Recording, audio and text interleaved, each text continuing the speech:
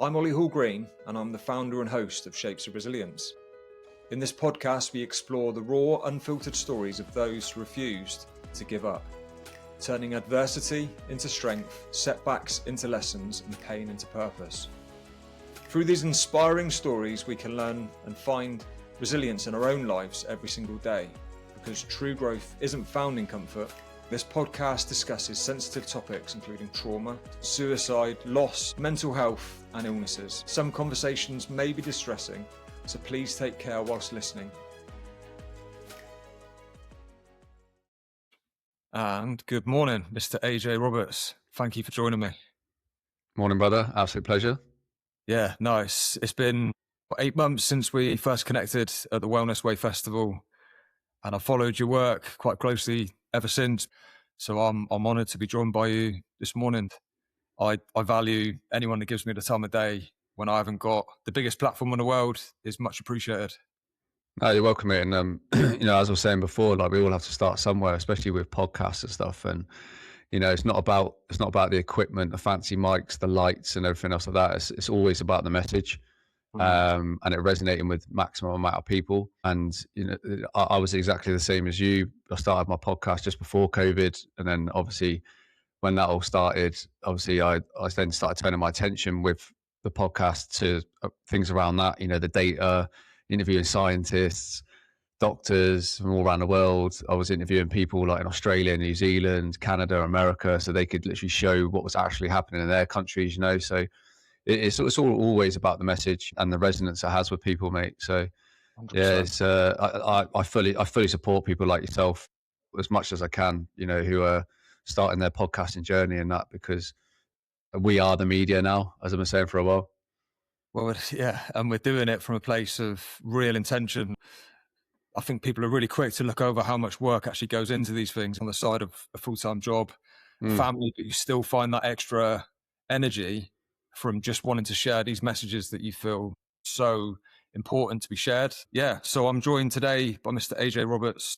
He's a former Royal Engineer, someone that's been on a mad journey, safe to say, lots of moments of awakening and lots of moments of connection, both with himself and others, which led to him following this path of just wanting to heal as much of the world as he possibly can. Getting everyone you come into access with, you want to leave some kind of mark on, to not convince them that you're right, but to help them look inwards so that they can find their own answers and wake up at their own pace and in their own way, find their own answers. So, mate, I'm fully on board with that message, because it's something that's happened to me over the last 3 years. And like we said earlier, when we connected in August last year at the Wellness Festival, I wasn't who I am today, and never supposed to be, are we? Unless we just stay where we're programmed to stay. So, mate, take us back to like the start of this journey. Well, I never really like to pinpoint where like journey started, because from the minute we're born, we're on a journey. We come here into this planet, and we it's like our minds have been wiped, right? It's almost like as soon as we leave the mother's womb, it's like someone's already there with the old Men in Black pen. You've now forgotten everything, like strengths, your weaknesses, like your path. So we go through, from birth, like navigating our way through all of this, but obviously being very susceptible to multiple programs for our whole life. It starts from the minute we're born. Like if you're born in a hospital, we know all the stories around, well, not stories, all the facts around the whole birthing cycle and, the birth certificates and all that kind of stuff. So, you go through that kind of blind, being guided by either parents or guardians or whoever that is, put through the schooling program. I'm a firm believer that it's that key age, that inner child age, which is why we get put into school between 4 and 5 years of age, because that's when we're like the most susceptible to indoctrination and deep programming. So, we start nursery school and that, and it's all about dinosaurs and space and like all this kind of stuff, right? So you haven't done maths yet, you haven't done English yet, you haven't done any of that. So if you had done, your brain would be a lot more logical when you work it out, right? And so, we're literally hammered with all this stuff, sat in front of cartoons with subliminal messaging, like, et cetera, et cetera. Like we just get pummeled with it, every single one of us, from the minute we're born. And this is why I'm constantly reiterating that we should all be extremely proud of who we are and that we're still here. Like, from birth, no matter how old you are, you have withstood $1 trillion marketing, poisoning, indoctrination, brainwashing, everything, right? And that's something to be actually really proud of. And it doesn't matter whether you're still in a 9-to-5 job or you're working solo or, you're traveling the world, whatever that may be, like, you're still here and you've withstood all that. And it's actually something to, really sit back and be proud of. And it's only when you really start doing like the inner work, when you start getting, you start, people call it like a spiritual journey and stuff like that. Like, I don't tend to label it like that. I don't like labels in general. I tend to just say it's just a journey back to who you are and, back to home.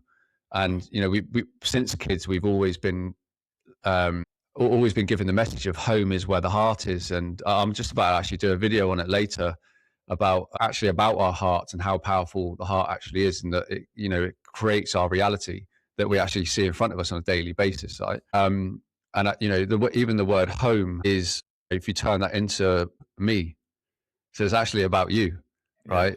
Always was.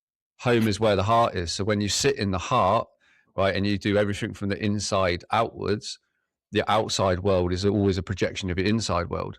And this is why it's been exceptionally important for, you can call them dark forces, the cabal, like whatever you want to call, like these groups, these facets, these people, these entities.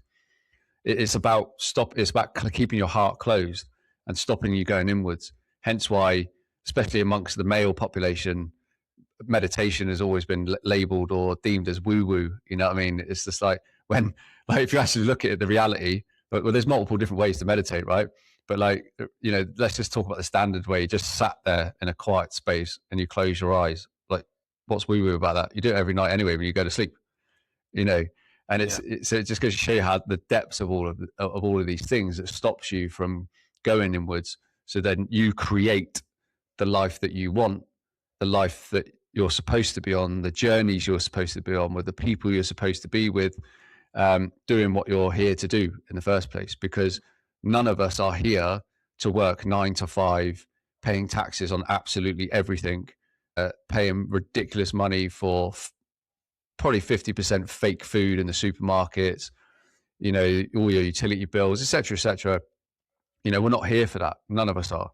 Every single person watching this, whether you're a police officer or a soldier or you're actually a politician, or a doctor, whatever, like, none of us are actually here primarily for those roles, and what's great is, you asked about pinpoint a journey. Like, I spent 15 years in the Royal Engineers, served in Iraq, Afghanistan, Sierra Leone, seen a lot of the false flags that have been created by the same powers with my own eyes. When you see things, you can't unsee them, right? Yeah. But that's your story. It's your reality. It's not for everyone to see. So for me personally, to go on this path of enlightenment or spiritual reckoning, whatever people like to label it as, like, it actually started at birth. And it was during my school years. I was just always really curious. I was always I've always been massively into football, played at a really good level. I was always a captain or a leadership position. So those traits were always there from a young age. And it's the same for all of us. Our spiritual journey didn't start because the world decided to throw a pandemic in there. And we talk about awakenings and things like that. Like, no one woke up because of COVID. Like, everyone's waking up period is basically predetermined by them already. And like, they own it. And that's what people really need to understand. You own that, right? Some influencer who wrote a few books did not wake you up.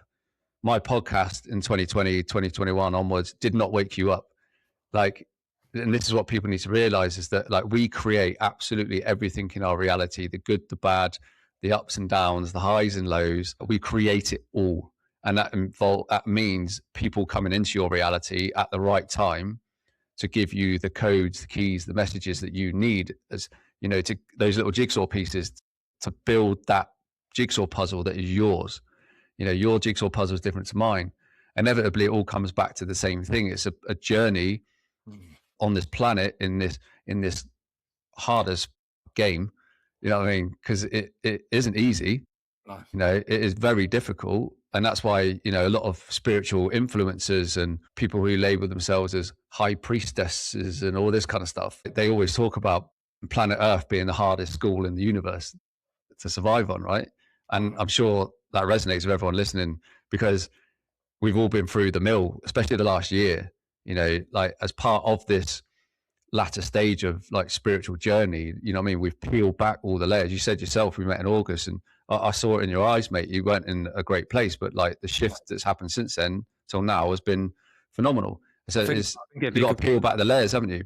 I think it'd be a good point to talk about that moment as well, because so Wellness Way Festival, you bang on, I wasn't in a great place, which was the very reason why I packed my stuff up, put a tent in the car, and went to the Wellness Way Festival on my own, not knowing a person there other than Olly Hall-Green, who was one of the speakers there. But I was conscious Olly was going to be with his partner and they were going to be doing their own thing. So I did go on my own with this mission of like just allowing whatever the purpose of that festival was going to take shape for me. Maybe not instantly, but I just felt something like that just called me to that festival. So I went, and then day one, I was out of my comfort zone massively, because I turned up and I was making that mistake of looking at lots of people that were arriving thinking, probably not, this probably isn't like the right place for me. It's like my mind playing tricks on me. And then anyway, we end up on the last thing I did on day one was the Lionsgate portal, which was a meditation, like breathwork session facilitated by yourself. But it was magical because we're in the woods. I'm sat, the light's coming down, it's dark. There's this real like nice vibrational music playing in the background, and then there's trees, and then you come on with a mic and you guide us through this meditation, which I remember like a lot of the words you said like really clearly, and there was stuff where you were inviting us to go inwards and remember like ancestors and loved ones that are no longer here. Powerful, so powerful. And then there were a few other words you said. You are not your trauma, which for me, with the job I've done for 2 decades in emergency services, like I carry a lot of trauma. It actually invited me to look at it a little bit differently. Like I've been on a big journey already up to that point, don't get me wrong, but I was still trying to find lots of the answers and trying too hard to find them. Yeah. Just that little bit of surrender, that little bit of like, just slow down, because I hadn't done much in the way of meditation up to that point. I knew it was something I'd like to do and benefit from, but just being sat there with no distraction, no phone around me, listening to the words you're saying, but also like then practicing what you're saying, two different things, like listening to all the podcasts in the world. Again, unless you apply these things, you're not going to learn the lessons that are there, that are almost like putting it in front of your face and please learn this, and you're listening to it but then not applying it. So for you to guide me through, and the rest of us that were there through that meditation, it's powerful, mate. And I come up to you at the end of it, just gave you a hug. I just felt to just, there weren't even any words exchanged, I don't think. It was just thank you, mate. And I went off back to the tent. I couldn't bring myself to engage in anything else that day. I just sat with that emotion. I actually felt quite down, felt quite sad, tearful. But then what happened the day after when I woke up, it was that whole kind of, right, strip it back, sit here for a minute, because what's going to happen on day two is you're just going to rise with this unbelievable amount of positive energy, which then meant I had the confidence in myself to do all the things I'd intended on doing, which was including having a podcast with Olly Hall-Green and then 2 other guest speakers. Yeah. I felt on fire. I felt like I had no script. It was like a process I went through. And then there was other meditations that I did, and the Soma breath work, and yeah, what an event. But yeah, I just wanted to thank you for that moment in particular, because it was significant and I do look back on it. Yeah. I mean, you know, going back to what I was saying earlier, like it's like we materialize these people into our lives at the key times to give us the things that we need, because we can't do it all, right? You can't save the world and yourself. So like I said, everything's a projection of you from the inside out. So at a time, you know, I don't like to use the word crisis, but like a time when you're maybe at a low point, like it's like your universe needs something or someone or an event or something to happen to basically give you a little bit of a kick up the arse, but it makes you sit with your shadow. That's the whole point. So it makes you sit with your emotions, it makes you sit and realize, like, I am not my traumas. It's only because the human vessel stores trauma energetically in the body compared to any species on earth, right? I always use the analogy of, you see all these BBC documentaries of the lion chasing the zebra, and the zebra always gets mauled and eaten. But like, the reality is, most of the time the zebra gets away, it kicks itself away, sprints off. And then when it's safe, it literally just stands there, shakes that energy into the ground, and then bounces off as if nothing's happened, right? Humans do not do that. Like, we store it in the body, our mind then connects to it. We relive traumas all the time because our world is based on fear. So all of media and TV programs and series and movies and that are constantly about chaos, drama, negativity, all of it, right? And actually what that does, it consistently triggers traumas within the body, within people. So you're constantly living in fight or flight mode, and you don't actually sit with those emotions. You don't visit, like what they actually are, and just observe. We react. And that's why I'm always saying to people, like, we've got to flip the script from being a reactor, and we take the C out of reactor, we put it to the front to be the creator, right?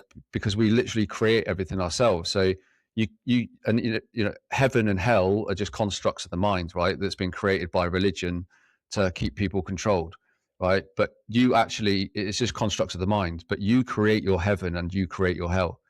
So, you create both. Do you want to live in a bliss timeline, or in a fear timeline? That you can clearly see on the outside, people are still very much in.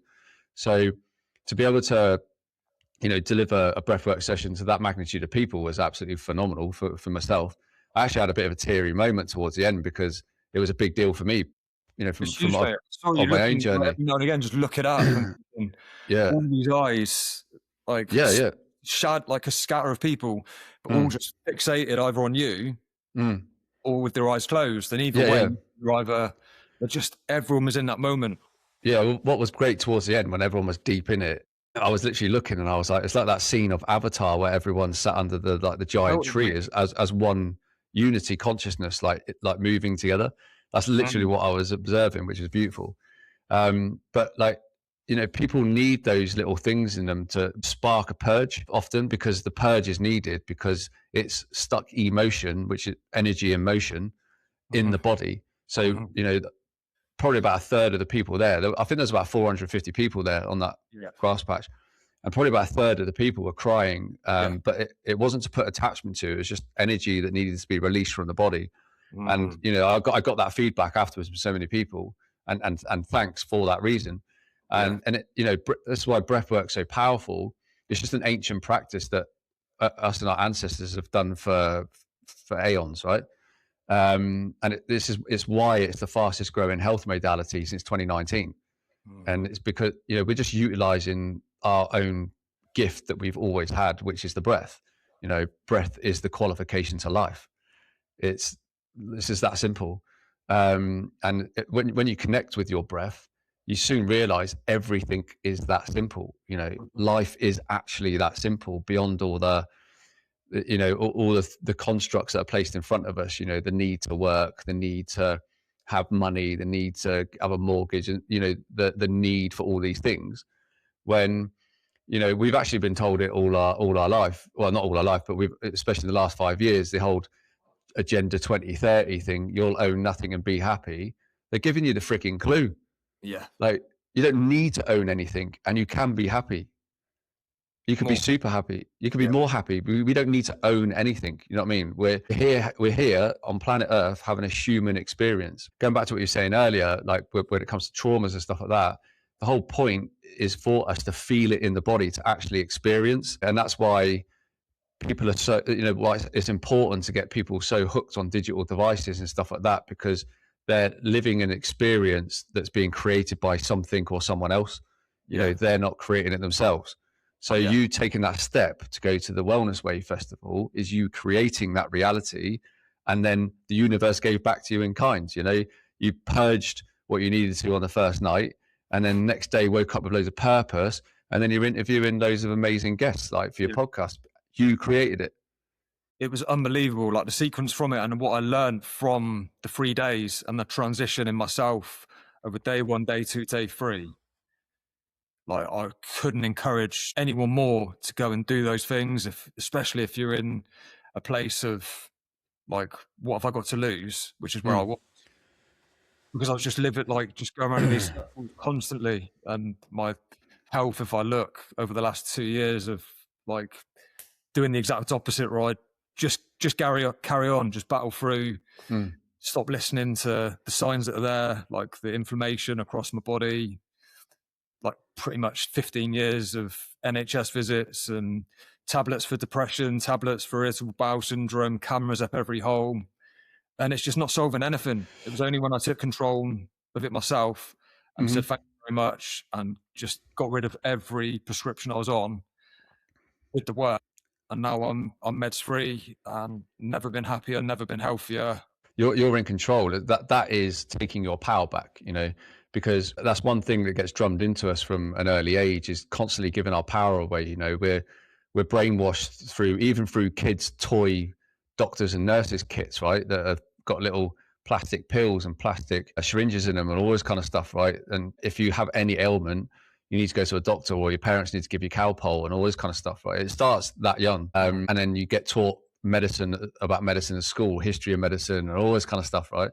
And I was very much the same as you. When I was in the military, I had 2 bouts of chronic opiate addiction after having spinal surgery, and the physio wasn't working. I'm not sure, it might be different for your side of things, but you know, often a lot of the physios are on locum, so they do 6-month turnarounds. So it's like you go 6 months down the line and it's like another person sits in front of you, and then it's like, so tell me, how did the injury start? And you're just like, oh my God. So you just go around in cycles, right? So it wasn't until I actually took control over that, because it was getting ridiculous, that, you know, I was smashing tramadols like they were sweets. And when I weaned myself, well, I didn't wean myself off them. I actually went cold turkey, which is probably a mistake. Well, I would say a mistake. Actually, I learned the lesson the hard way and appreciated what crackheads go through. And but again, it's all about that, having to have that experience. So if I look back on all that stuff, knowing what we all know now about the medical industry and big pharma, and you know how it literally keeps people as repeat customers on purpose and all this kind of stuff, and to the detriment of your health, but also it's actually your mind as well, which is the big things, and it disconnects you from your soul, you know, which is partly another reason. So you stay plugged into the NHS programs or the prescription programs on repeat, but just enough to keep you working and paying your taxes. You know what I mean? That's inevitably what it does. It keeps you ticking over. So you're like, oh, I need to get some tablets because I've got to go to work. I need to work because I've got to pay for my bills. And you know, that is the story of this country, America, Canada, Australia, New Zealand, all the Five Eyes countries, right? The same blueprint, and most of Europe. So I think we're at a time now, like, when, you know, we talk about, so it's like this great awakening. It is literally like people en masse awakening to all the programs, the control, the breakup of the family unit, you know, slow nudging behavioral science techniques. I think there's like this middle ground of people that are at that point where they haven't awakened, but they haven't like gone down that route of fear. It's which way do you go? Because if you open your eyes and you see that side of it and you're awakened, then you go on that journey. But if you stay locked into the fear, then it's very, very hard to break out of it. And the sad thing for me is something I'm experiencing now, is we're having 2 daughters that are in secondary school. I've got a 15-year-old daughter, and at the moment she's regularly, especially at night, like either first thing and like last thing at night or first thing in the morning, is she's coming in very, very tearful and very, very scared that this country is going to go to world war and she's going to have to go and fight for the country. And she's petrified, literally like hysterical. And there's nothing you can say to convince her that she shouldn't sit there scrolling and listening to the media and listening to her friends, and they're all scaremongering each other. But at the same time, you can see how easy it would be for someone of that age to get so consumed in it. It breaks my heart. Well, there's there's never been so much talk about World War III as there has now, and that's because of the amount of and the ease and access of information, right, and devices and all this kind of stuff. Well, the reality is, like, we've been on the brink of World War III since World War II, and that's the whole point. It's to keep people in a low vibration. You know what I mean? And you only have to walk around a supermarket, mate, and look at people's faces to see how battered and depressed everyone is. You know what I mean? And it's all by design. And it starts with the individual taking their power back, taking their sovereignty back, saying no, and then obviously the collective need to stand up and say no. How much power do you think there is when a group of people with good intentions and high energy come together as a collective? Because I've been listening to the Joe Dispenza stuff a lot, and he talks about that collective consciousness of the power of a group of people. Say, even if you had 100 people in a room and at the exact same time, at the exact same moment, all of those people moved into the highest energy centers and into that awakening state, and they all directed it towards a group of people at the front that were looking for that healing from the collective. Yeah.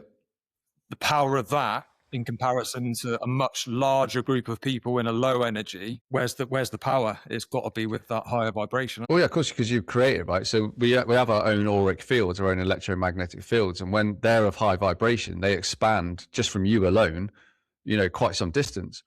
Now, if you then multiply that by, say, several hundred people, so that breathwork session I took in the woods, like 400 odd people, the energy that would have gone into the land, which would have come through people into the land because we're conduits of light, would have been absolutely phenomenal.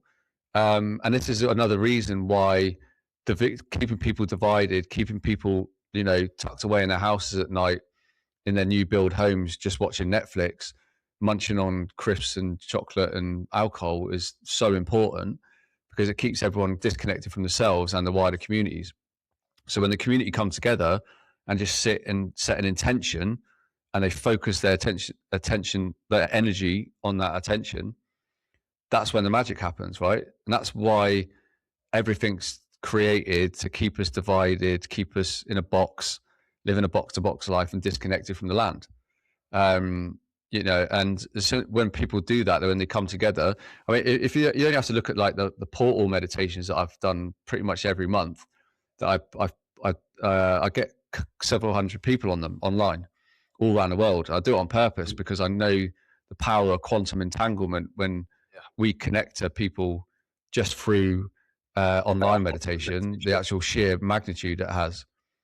And every time I do them, something tries to disrupt it, whether it be the internet kicking me off or rogue little agents pop up during the meditation and try and ruin it. Do you know what I mean? So it just shows you how powerful it actually is.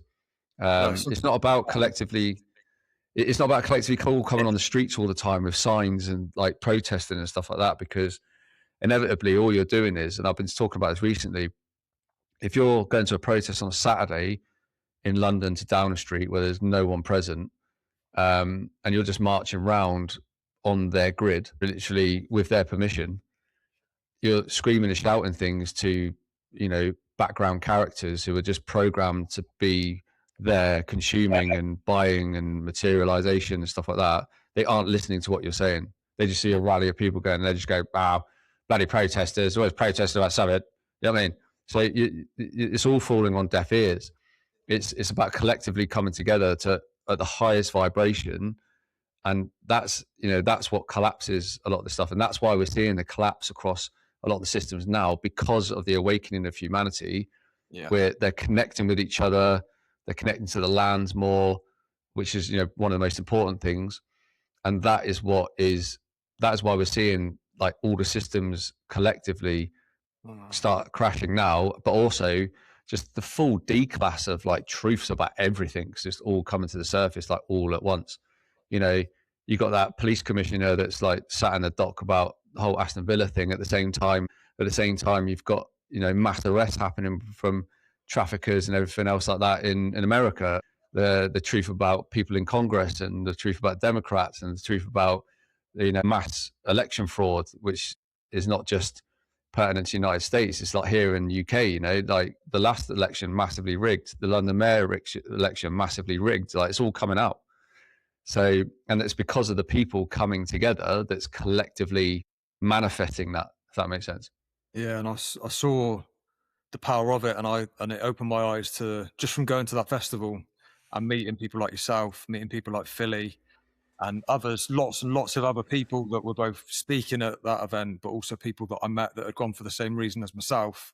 And because I put those podcasts out after, and people like Ollie and Philly and others collaborated on the posts, like lots of other people that went to the festival that I didn't meet with then messaged me or started following my Instagram page or my podcast. And the amount of people I'm still in contact with now from that festival is crazy. And these people, they regularly comment on my posts, and you can see that they fully buy into the message behind the podcast, the message behind the festival. They're there for the same reasons. And it's that high awareness for me. It's that awareness being the thing that brings you together, because you don't have to, like, on paper, like you wouldn't put the people in the room together because you're all from different walks of life and backgrounds, and you all look different, you dress different, you talk different.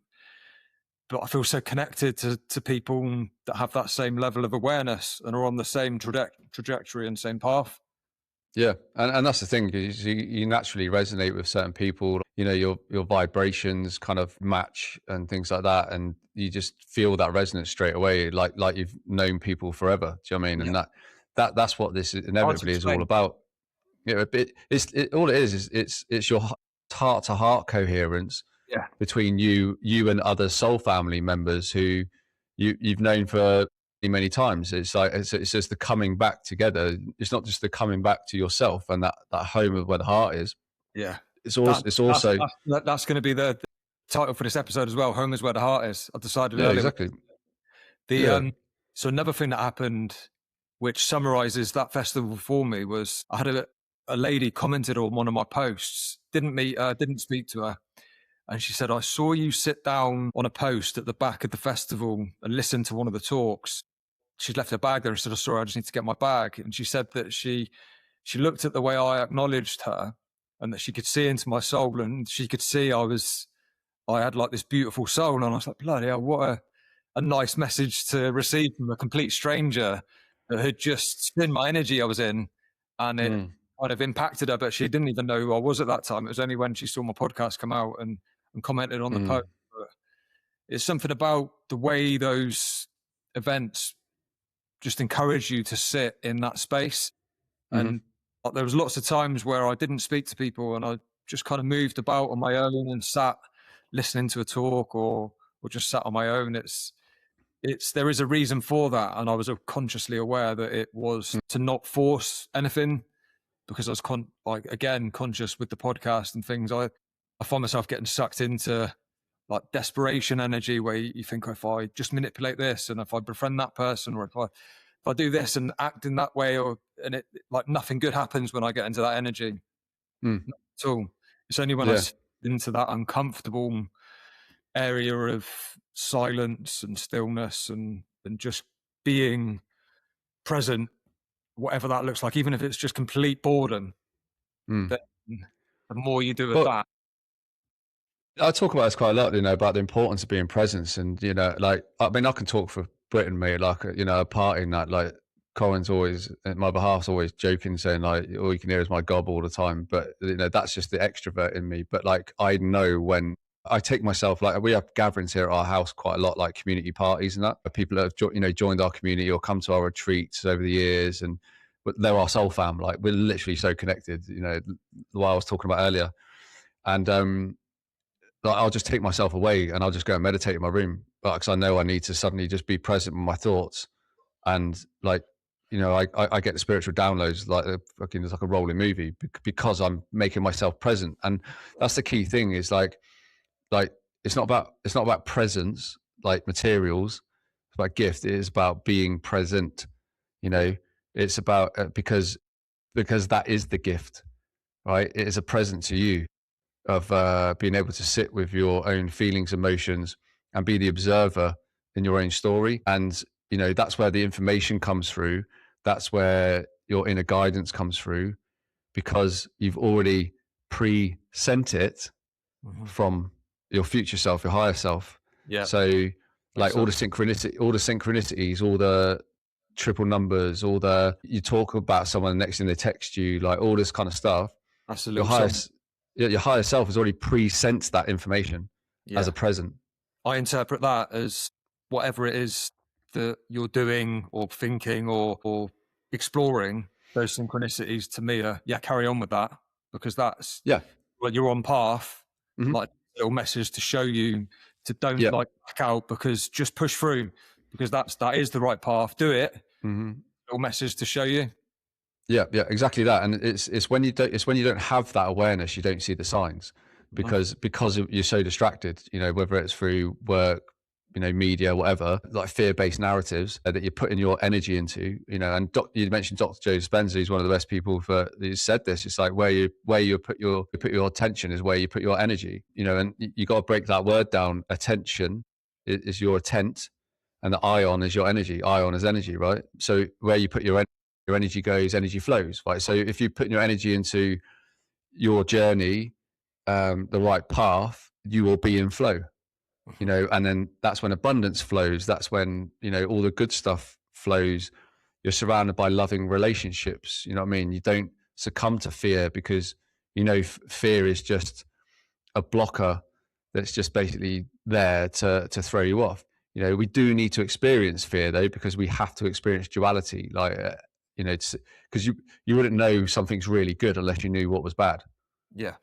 You know what I mean? Right and wrong. Like, so we have to experience duality all the time. It's then when you're in flow though, you'll notice how you deal with the duality becomes very different. You don't react. You just like subtly, okay, cool. Like, it is what it is. And you very quickly look at someone and go, well, I've got no control over that, so I'm not putting my energy to it. Next. Rather than going, oh, well, what if this, or what if that, and oh God, and that could spiral into this, and we all know people like that. We've been like it ourselves as well. Yeah, I still become very reactive. Stuck into it, but what I know, even when I'm there now, is I know that's just me. Like, and what did my friend say? He said it's something like he hangs out in his ego, but he knows he lives in his heart. So even when I go over there, I'm like, I'm still thinking in certain ways and patterns are there, but I'm pretty confident that if I just go for a walk in nature or a swim in the sea, do some stuff on my own for a bit, that I'm going to work my way through emotion and return to that high energy, because that's where I know I'm meant to be. Yeah. But I'd describe these things as unteachable lessons. It's only like you can't, like people listening to this that have never experienced it or ignore the signs that is the way. Like, it's only when you allow yourself to learn it is when you believe it. You have to experience. That's the key word. It's experiencing it, right? And yeah, and I've always said to people, you cannot deny people's experiences or their feelings. So like in their reality, if they have an experience and they have certain feelings towards it and they're absolutely certain that they are right, they are right. Like it's the same, like, because you get people on social media arguing all the time about certain conspiracies, whereas in each people's reality, if they are absolutely from the heart 100% certain, they are right. And it's really there's none of our business really to try and swing them other ways.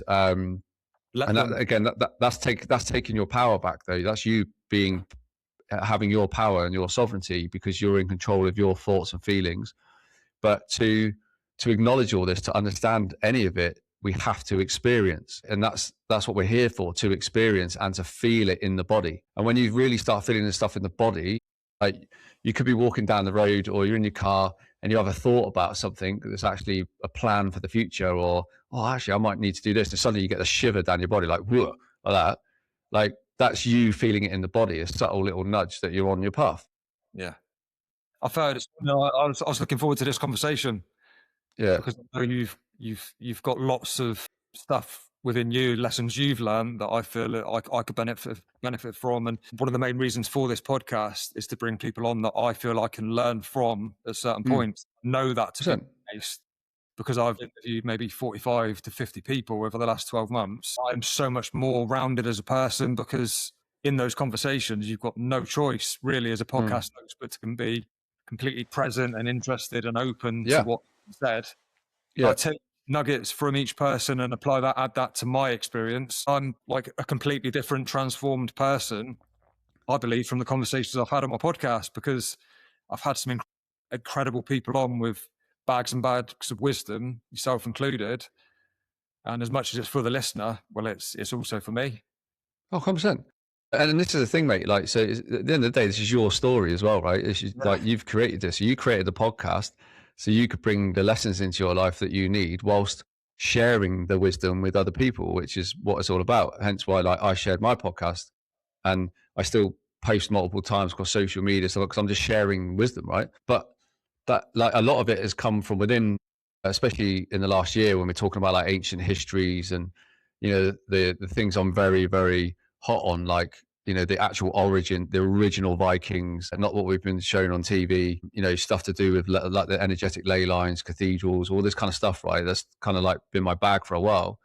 But at the same time, like, I've done what I did pre-COVID and stuff like that. I've surrounded myself with amazing mentors who I just constantly learning from all the time. Yeah. You know, and that doesn't have to be someone like a paid coach or anything like that. They're like, a lot of them are actually just soul family who come into my life, who are so tapped in and tuned in.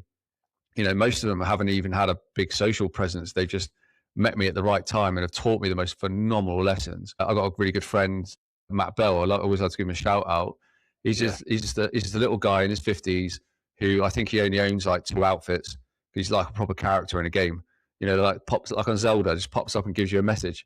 I met him at a protest in Bournemouth about 4 years ago, and he just said, "Oh, AJ, I see your podcast and da da da." And I was like, "Oh, where do you live?" Like, and he said, "Oh, I live in Blandford," and I was like, in Dorset, and I was like, "That's where my mum's pub is," and that. And he was just like, "Oh, cool, you have to come over sometime." And I said, "Oh, what do you do then?" And he went, "Oh, I'm a psychic and a time traveler." And I was like, "What?" And I was just like, but I was so, I didn't dismiss it. You know what I mean? It's easy for us to just dismiss this stuff and go, bullshit. We've all seen it, right? You know, COVID was prime example. But like, I wanted to explore this. And again, it was all at the right time on my journey. So I messaged him on Telegram, and then I said, I really want to have breakfast with you and just pick your brain a bit. I just want to ask some questions, because I've always been addicted to sitting under the stars since I was a kid. Like, you know, I've been seeing shooting stars and stuff like that since I was a nipper. And it was all obviously for a reason. So lo and behold, we started spending more time with each other. And the next thing, I'm sat there in like a field, mate, for 3 hours with a notebook and pen, like getting taught all this stuff about metaphysics, like our Earth, our moon, like all this kind of stuff, like all like real high-end metaphysics stuff. But it was all for my journey. And then lo and behold, I was then running courses online for people, and I was doing them with him. So you know what I mean? And then we're teaching all these people, and we're bringing all this wisdom, like, that we're getting in our life to share with others, you know, just like we're doing now. Exactly. And I've had multiple mentors just come into my life, like, to teach me and activate certain things in me, just like I activate a lot of stuff in people. Like, if they come to our house for, you know, obviously we work at plant medicines and stuff like that. So a lot of people come to our house in Lincoln and receive massive activations, or they come to our retreats in Portugal and it changes their life, you know. And so I'm just playing my part, in essence, having to go through all the teachings, like, you know, let's just call it as a junior Jedi, had to go through all those teachings and learning from my own versions of Obi-Wan, to then teach and guide myself, you know, and whilst continuously having those Obi-Wans around me all the time. And inevitably, that's what it's kind of all about, you know what I mean? And so you're always picking up little jigsaw pieces for your puzzle, you know, which looks different from the next person, the next person. But inevitably, it's you playing the game as it should be. Yeah, not the game, not the game. Yeah, not the game, and not the game playing you. No, completely agree, and I couldn't be more in line with what you're saying there, Roy. I know and I'm very grateful for it. I've got 4, 5 maybe people that I see as mentors or spiritual guides or whoever they are. They all play a certain role, and they all come back at the right moment to me and for me. And just this week, I've been for another coffee with a guy that's very special to me. He's the guy that kind of realigned me 3 years ago at a coffee shop after we had lost contact for 10 years, and he went on his journey. We were like party mates back in our 20s, lost contact for the whole of our 30s. In the meantime, He's now part of Peter Crone's team, and he goes over to America and helps Peter Crone to hold his retreats and stuff. Amazing. Yeah, he's an amazing guy, amazing coach. And for him, his whole thing is like love heals everything every time. It's powerful. It is. And yeah, but it takes a lot for a man to say it though. That's the thing, because the male population has been absolutely hammered. But he fully believes it as well. And he's probably got skeptics going on now, but I bet he's not like that all the time. He is. Yeah, but which is what we need, because it's like we need males sharing, like us two here talking about all of this stuff, right? I know for a fact, like majority of males will resonate, you know. And if you're sat there going, shut up, you conspiracy theorist knobheads, then switch it off now. It's not for you. You know, it's really important now more than ever that males especially share their vulnerabilities. Like, and there's women out there, trust me, like we run a big community. There's women out there that are screaming for a bloke who's not scared to shed a tear, to actually do the inner work, to love, to start loving themselves, and not see it from a place of being selfish or vain or whatever. Start getting their shit together. Like, that's what women out there want. You know, they don't want a bloke who's just interested in pissing it up the wall and doing accumulators, drinking energy drinks and going to the football, and it's all about everything like that. That is their life, which is just escapism from the fact they're actually unhappy as fuck. Like, do you know what I mean? But not being able to admit it, not being able to actually admit their feelings, admit they're struggling, and actually reach out and actually speak their truth. You know, that is the biggest thing. It's, you know, I've spent a lot of time over the last few weeks speaking individually with a lot of males who've been actually, there's been a lot of guys going for a dark night of the soul, like since Christmas. I'm very aware of that. I've seen it from afar quite early on. So I kind of like got in there to support very early, because I could see where things were going for a lot of people. But that's part and parcel of this journey, is you will have dark nights of the soul, like more than one, and they're different every time.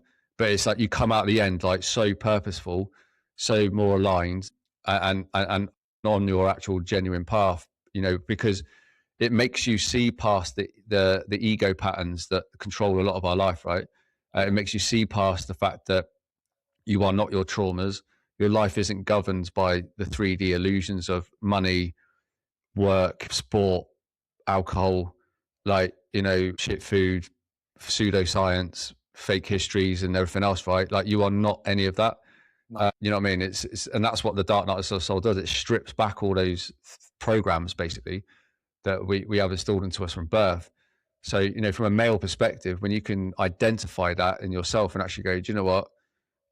I need to make some changes. I'm going to start small with this. You don't have to suddenly sit down on the edge of a cliff and strap a crystal to your head and hold a staff and wear a cape and suddenly you're like chief meditator. You know, it's you acknowledging what needs to change in your life for the benefit of your health, your body, your mind, and actually your soul. And if you've got a beating drum going on in your chest at the minute, like I had a couple of years ago, you know, because I wasn't, you know, I had a nice house, I had the podcast, I had all this stuff, but I wasn't happy. You know, I lived in a new build house and I was just like, everything's the fucking same. It's like Sim City. It was like you live on top of each other. It was just like, it's all about control and just, you know what I mean? And nothing was changing. The people around me weren't evolving. They were very much plugged into all the systems. And I was just like, and obviously I met my Corin, who's, you know, absolutely my goddess, is literally the other half of my soul. You know, for those of you who know us both, you know, it was meeting her again was all divine timing. And what's been beautiful is to see this happen to so many other people as well. So we were kind of where we're supposed to be with the people we're supposed to be with. But it does involve stripping back a lot of that old stuff, those old ego patterns. And if you do have a beating drum going on in your chest in a minute, I strongly advise you to listen to it. Because that is your soul is literally drawing you probably away from where you are right now, because that's not where you're supposed to be. And it's just up to you. It's just up for your body to follow. It's scary. It's so scary. And I know doing a podcast is by far like the bravest thing I've done, because I had that drum calling me, because I'd learned lessons through like the transition I made maybe 3 years ago.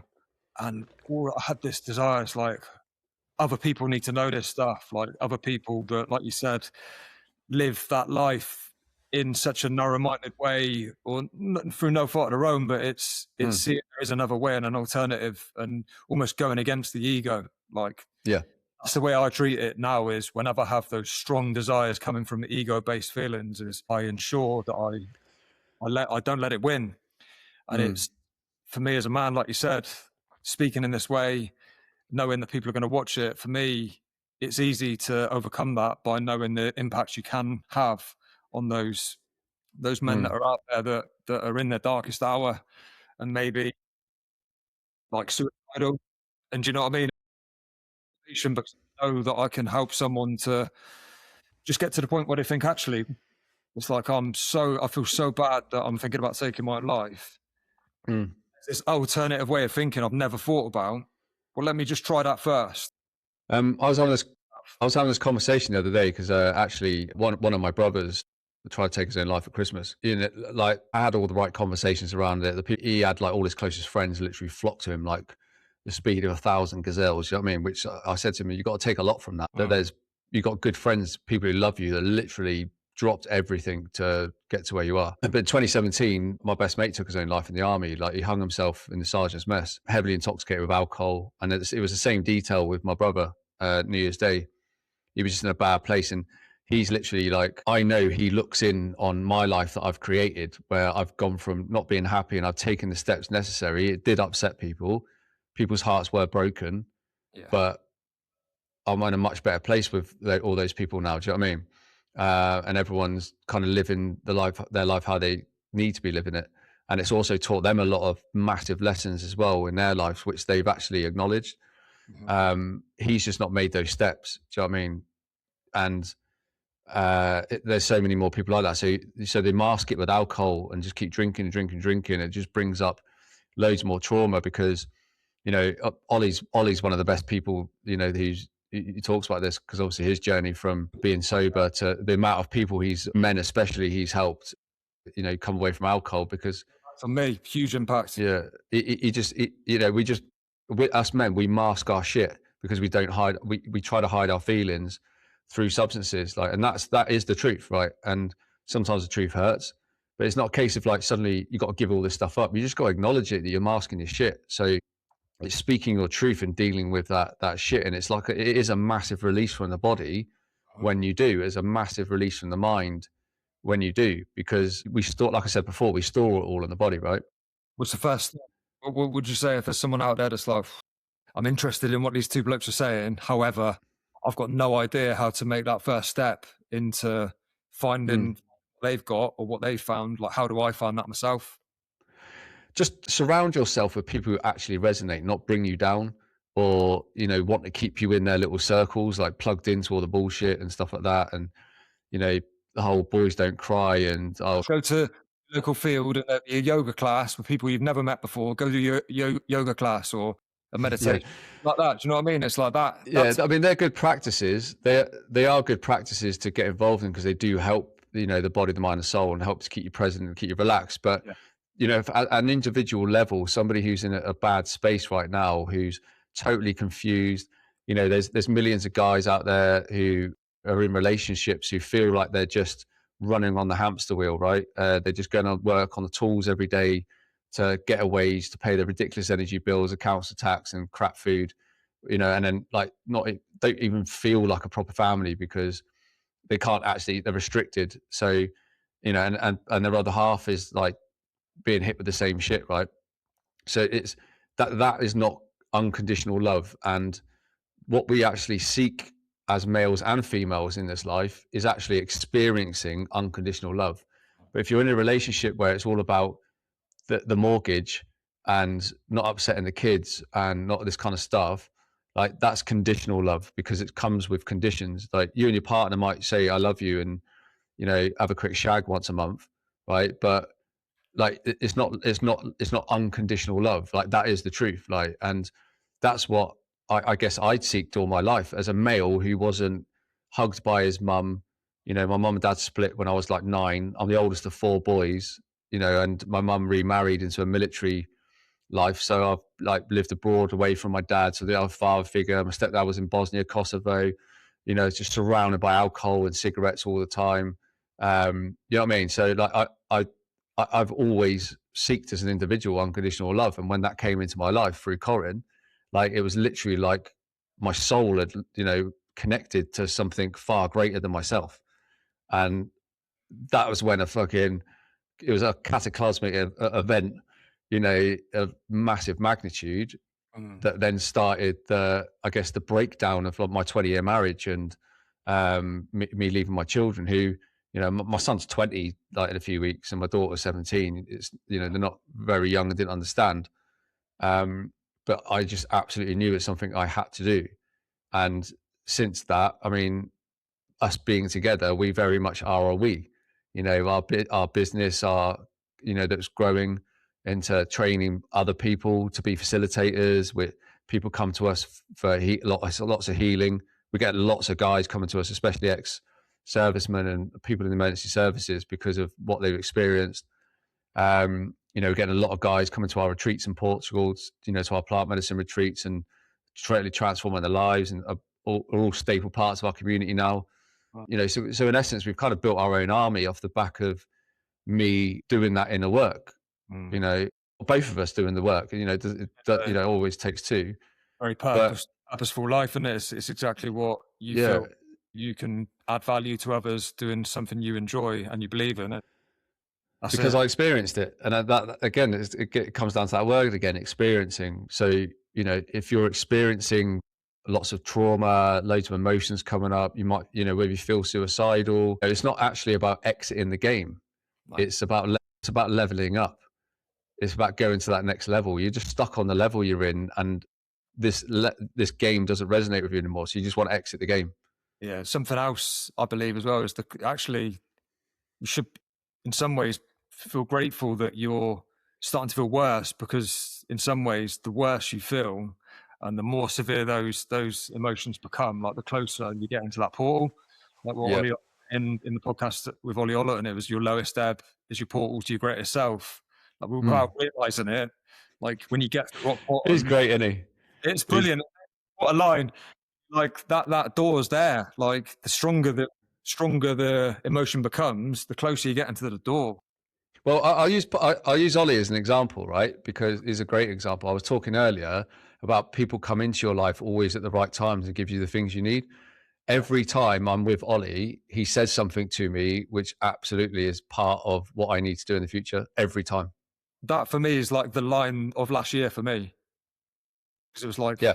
you're telling me that my lowest ebb is the portal, so therefore I'm at that gateway now. So just open the door, and the other side is my greatest self. And here I am Yeah. now later, Yeah. and I Yeah. feel like I'm my greatest self. And I've got Yeah. so much to give now. I've got so much like of that unconditional energy where I'm not expecting anything in return, because I know that just because I'm ready to give love back doesn't mean that the person I'm speaking to, you shouldn't and like can't expect anything back, because it's got to be on their terms in their time. So once you realize that, it's just about you and what can I do without expecting anything back. It's a beautiful place to be. 100%, mate. 100%. And yeah, like Ollie even saying to me that like I need to take my platform off of like the Wix platform and get on Kajabi, and it basically like it's got he kept saying it's got the keys to everything. And I was just like, right, there you go. There's the key word. So me and Corin basically spent some time doing a bit of research into it and stuff, and literally from I think it was the 27th of December up until 5th, 6th of January, Corin literally had head in the computer, rebuilt a whole platform that we launched officially like about 5-6 days ago, which has everything, absolutely everything. We've got a whole built community on there, which all the members can do free online courses for us. We're putting weekly guided meditations from both of us in there. I did the first community call last night, so it's like it's not even Zoom; it's like our own version. So it's great. away from social media. It's quite expensive. It's not a cheap platform, is it? So someone like yourself, No, that's established community already, you know, like you're going to be able to cover those expenses. But for someone coming in like that's trying from like the ground level up, it's a difficult platform to know. yeah, of course, yeah. But again, it all comes down to like listening to the people who come into your life and the messages they've got. You know what I mean? And having that awareness. Where's the easiest place for people to find your services and your community, and how can people get involved in what you're doing? Yeah, sure. So everything's on our website, which is where our community is. It's missionconsciousness.com. You'll find all the stuff there to do with like what we do. Obviously, the actual community itself and everything everyone gets. So like just in the community alone, you know, you're going to meet people who are like very much in the same resonance as you, near where you live. You know, we've got people from Australia and US and Canada in there as well, and that's growing quite rapidly. But we also obviously run retreats in Portugal 3 times a year. We're running like workshops or courses here in the UK. So I'm running breathwork facilitator courses now. So I've been teaching breathwork. I've taken thousands upon thousands of people through powerful breathwork sessions over the years in different countries. So I want to teach people like my way, and that as facilitators, so they can then go and either add that to their business, or they can just want, you know, just to learn more the depths of breath work and how it can benefit them before they then maybe go on and facilitate. So I've got like level 1 and advanced breathwork courses that I run. Corinne often runs little workshops. Like she's just done a HAPE workshop, so like the tobacco plant medicine workshop for some ladies here at the weekend. So yeah, like we're always running things for the benefit of other people, and that's what I said a while ago when I was speaking to Olly. Actually, I said I want to expand the business into more of a training and development of facilitation company. Excellent. Rather than just doing live events all the time and just constantly like serving happy to people and stuff like that. As magical that is, you know. It's like you look at that's where you're on a platform sharing your message, and then you're bringing people physically, and then you're teaching people to bring people together physically. So it's kind of leveling up, isn't it? 100%. And my goal this year is to very much get into working with football teams at a high level, corporations, but like, you know, for their teams. I want to work with teams of people so I can literally put them into a state of flow, because like, you know, I absolutely see where all the gaps are in all of this. Yeah, I get teams working coherently, but individually in a flow state, away from any distractions, actually reconnecting to the spiritual aspects of themselves, or the deeper aspects of themselves. You know, I don't mean like you know, my goal is to get Man United out onto Old Trafford because they're playing crap at the minute and all meditating in the centre circle. Although, if I did do that in the future, you heard it here first. Mate, I'd beg you do, because I'm a United fan. So that'd be exactly, mate. I've watched it, you know, watched United since I was like 3-4 years old. I had it drummed into me, sport, when I was a kid. And what we're seeing at the minute, I can just see how much, I can see what needs to happen. So yeah, so you know, for this year, I'm very much about facilitation. Yeah. For teams and networks to be able to build a coherent flow, because that's when the results really happen. Mate, I feel it, and I'm on a similar kind of path with what I'm trying to build on the side. So I've just recently started my wellness brand. It's a portable sauna by the coast with some ice baths, because I wanted to bring people together as well. But I definitely want to add on to that, like some kind of breath work. So for me, learning to do the breath work myself, because don't get me wrong, I can do some basic stuff for people to help them to battle through that first bit when they're in the cold, all over that. But what I would love is to bring more people together and to almost incorporate it into some kind of retreat or event where like set a slow down. But I just love the idea, very much like yourself, where at some point you would have been like me, experiencing a breathwork session, knowing whilst you're doing it, I want to be the other side of this. I want to be facilitating other people. And I definitely had that feeling every time I've done the breathwork. And it's just such a lovely bolt on to the cold and the heat, the wood fire sauna, and the benefits I'm seeing for people, again, just from providing that space, and you're providing an experience. It's unbelievable. Where is that place at the minute?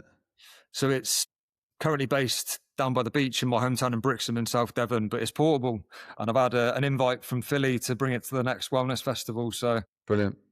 There's lots of things that I've manifested where I've gone, if I get that sauna, then I definitely want to be part of some kind of wellness festival like what Philly did. And then just from it happening organically, like it looks like that's going to be something that happens this year, which it would just be so beautiful to attend like next retreat. What you've done there, mate, is, to the audience as well, you've given a really great example of what happens when you take organic aligned action. The universe again comes back to you because you've done it from the inside out, not the other way around. And if you continue to do that, that will just grow and grow and grow.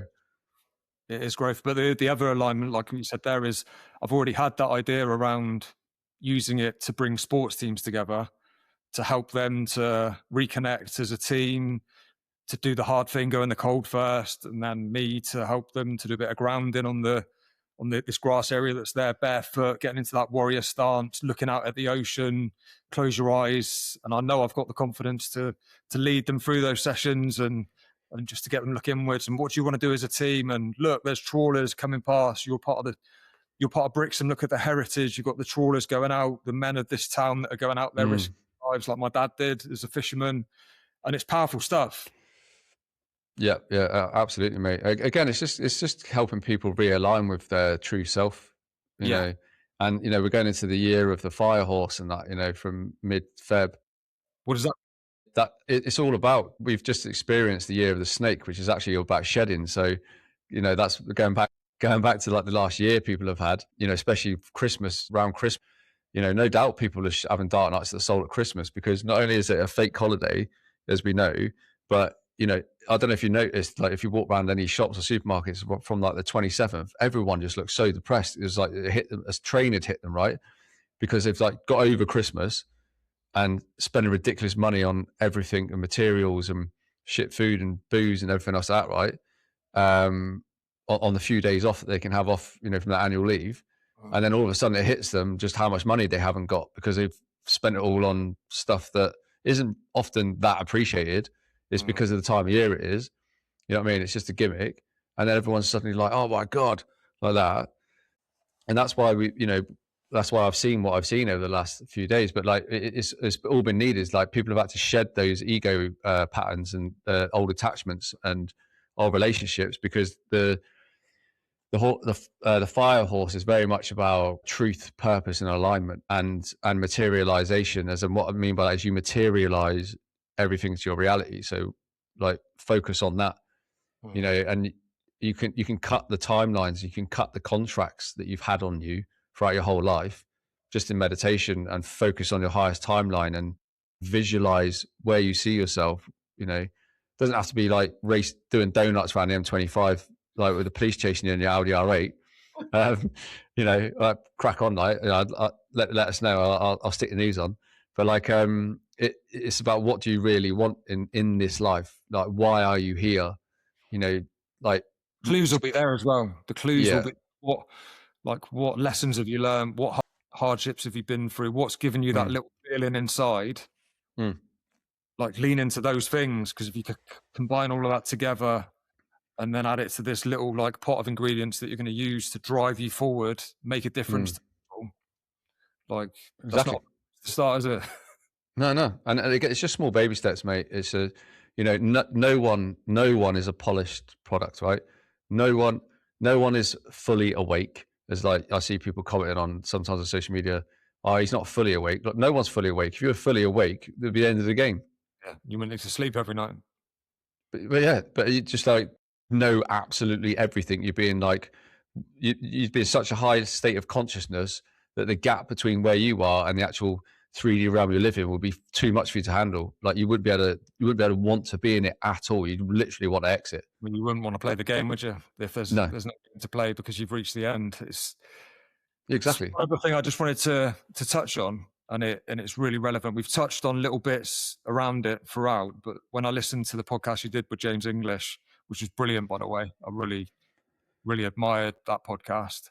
There's a very key moment, I think, which led to you knowing that your calling was to share your message. And it was a similar place to mine, but just in a different context. Yours was when you gave your eulogy for your friend that you touched on that had sadly committed suicide in 2017. And you gave the eulogy at the funeral.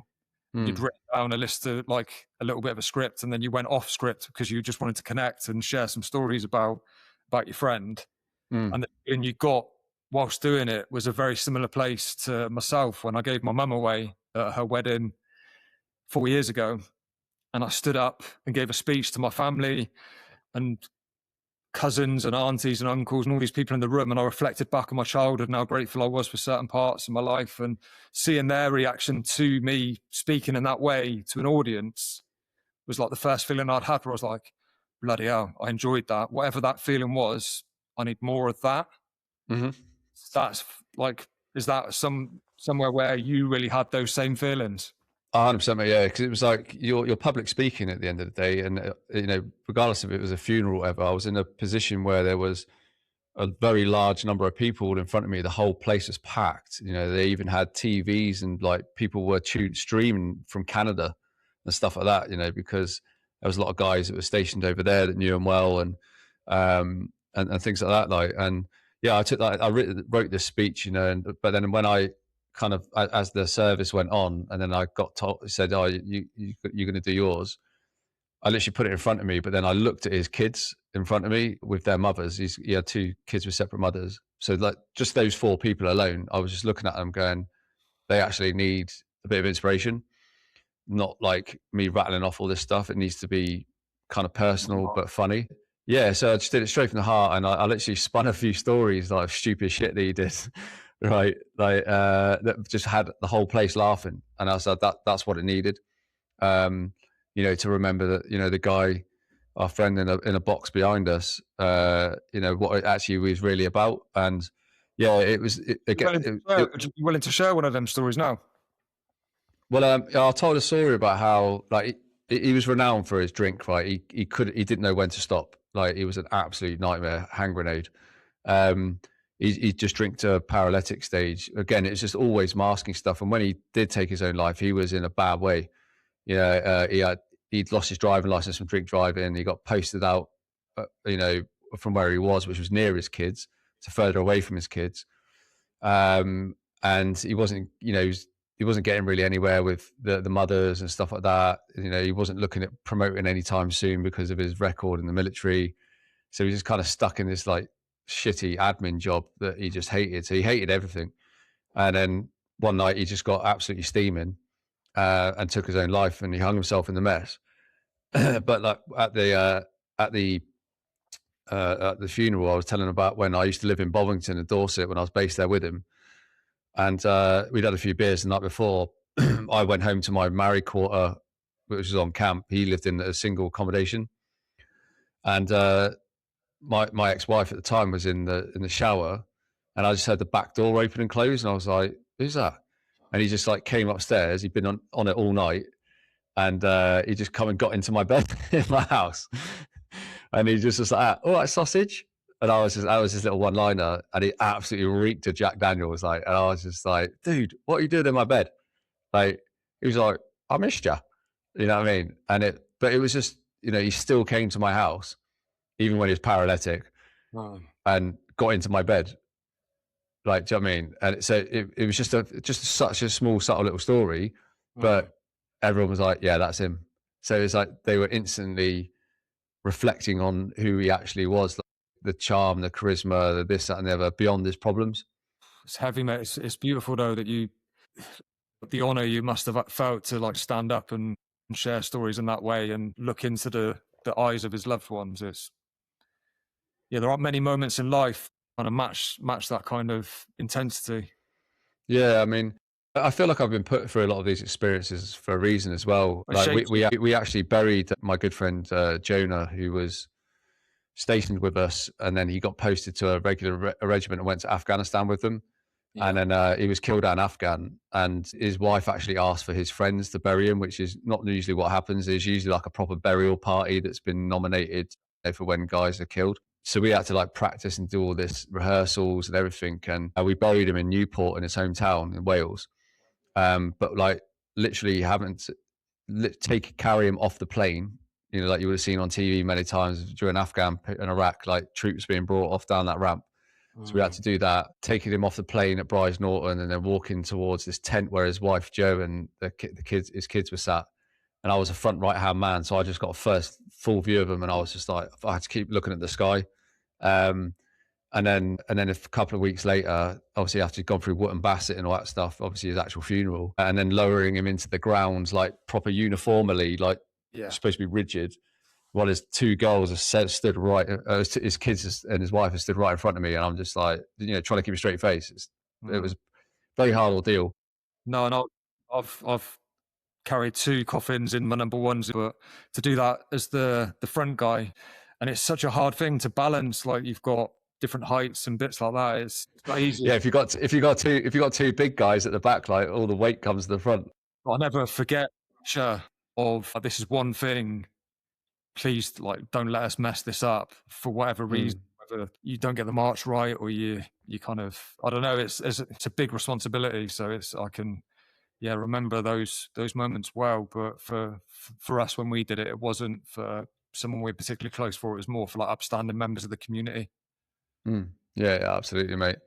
But again, it's you just do it because it's like it's a duty to it's the right thing to do. It's a duty towards them, and it, as emotional as it all is, like I owe so much to those experiences. Yeah.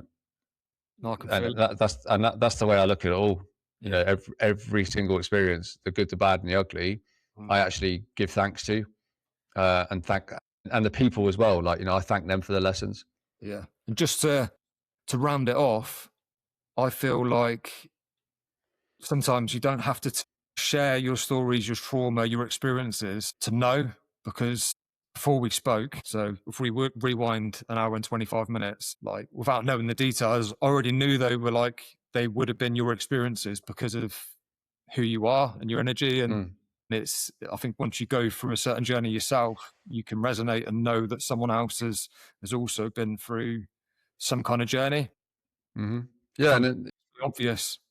Yeah, and like we say in the military, like people who are struggling, there's nothing better to do than pull up a sandbag and chew the fat with one of your old muckers, like, because somebody you don't know who's just sat in an office with certificates around the wall, like hasn't been in conflict zones, hasn't been in a lot of these places, witnessed murder, death, kill, and like all this kind of stuff. Like, they can only comprehend it and tick a few boxes. That's nothing against them, but that's the reality of it, And so really, rarely the person in question doesn't speak there truthfully. Do you know what I mean? Because they haven't got that resonance with that person. It's like it becomes more of a box ticking exercise, and we've seen that for many, many years. When it comes to like psychiatry and psychology and all this kind of stuff and therapy.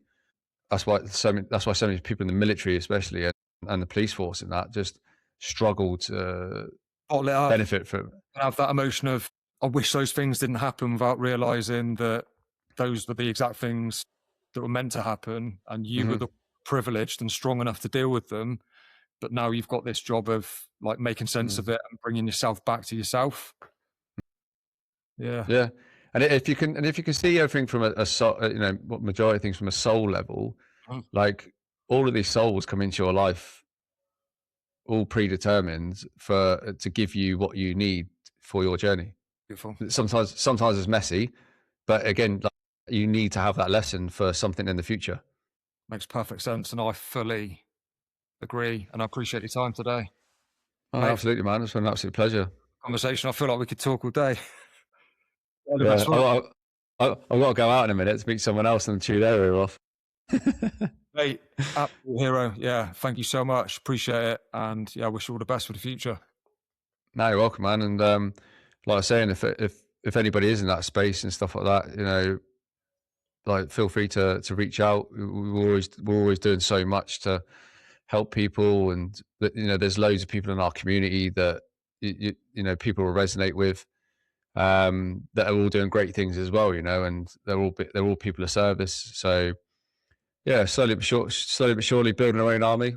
I love you've got that like low level of entry kind of free little sample thing where people can just go and try it. And I think that's always such an important thing for anyone that's trying to offer some kind of service or give something. It's like, well, because that's the thing that puts a lot of people off, and it's that transaction. So having some way of either going online and just looking at your work or your posts, or going onto your website and seeing the free stuff, that for me is a really good way of just bringing people into it.